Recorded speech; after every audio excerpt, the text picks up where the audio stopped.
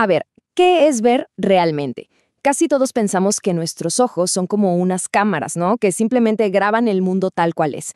Pero resulta que la verdad es mucho, mucho más extraña y fascinante. La visión no es una grabación pasiva, para nada. Es una construcción, una que el cerebro realiza activamente. Y eso es justo lo que vamos a desglosar hoy. Cómo nuestro cerebro crea la realidad que percibimos. Ok, esta es nuestra hoja de ruta. Primero, vamos a derribar ese mito de que el ojo es una cámara. Después, nos meteremos de lleno a ver cómo el cerebro construye formas desde cero, cómo logra que veamos en 3 dimensiones y cómo resuelve el tremendo rompecabezas del movimiento. Luego, vamos a ver por qué el contexto es absolutamente clave en todo esto. Y para terminar, algo que de verdad sorprende, cómo nuestro cerebro puede, literalmente, aprender a ver mejor. Listo, vamos a empezar por el principio.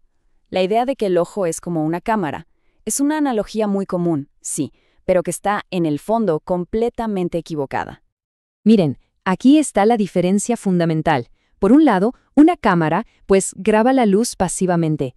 Lo que hay, lo captura. Pero el cerebro, por otro lado, es un constructor activo. No se queda quieto recibiendo señales. No, las interpreta. Una cámara te da una foto plana. El cerebro construye un mundo estable en 3 dimensiones. Y esto es lo más importante. La cámara registra valores absolutos de luz y color, mientras que el cerebro siempre, siempre, interpreta todo según el contexto que lo rodea.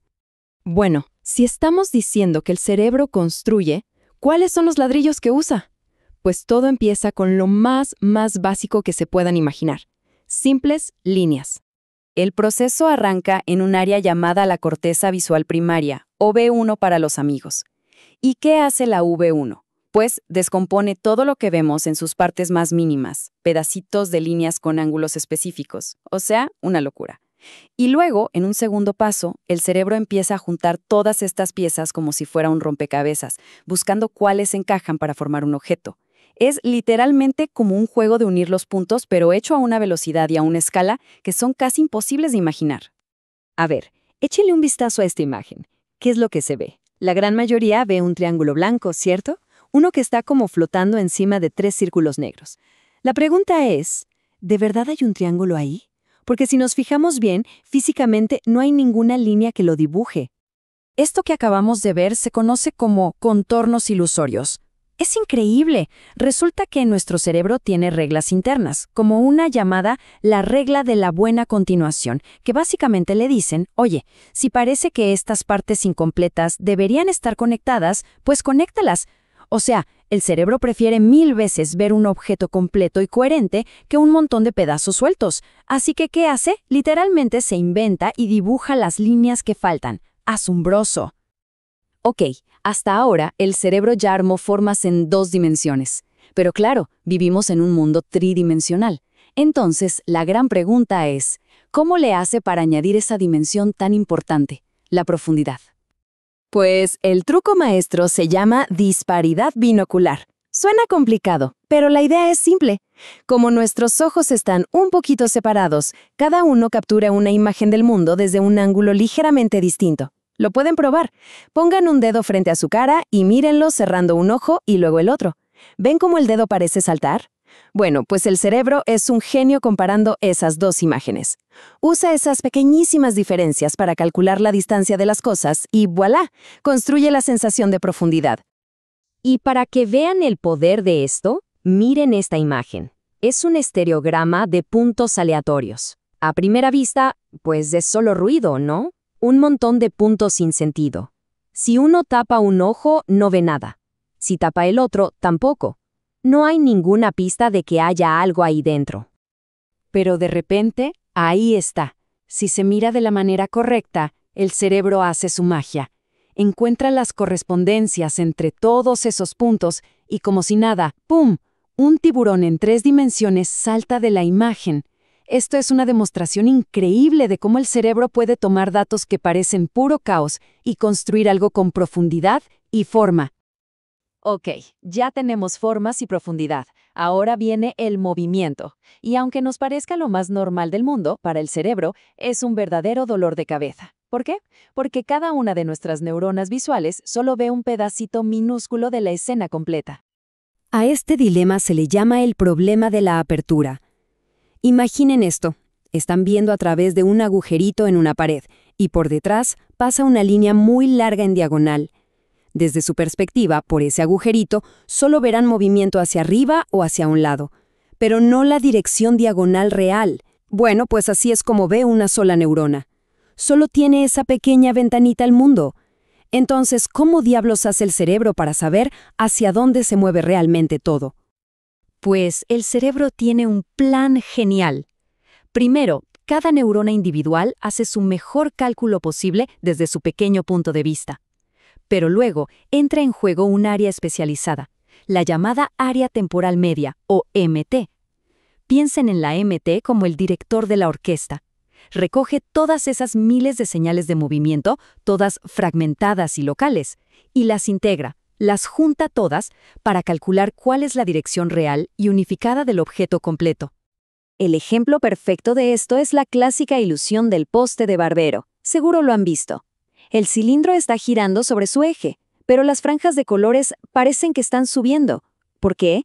Porque nuestro cerebro está viendo el movimiento local de las líneas diagonales a través de los bordes del poste, sus aperturas, y su centro de comando, la MT, integra todo eso y concluye, el movimiento global más lógico aquí es hacia arriba.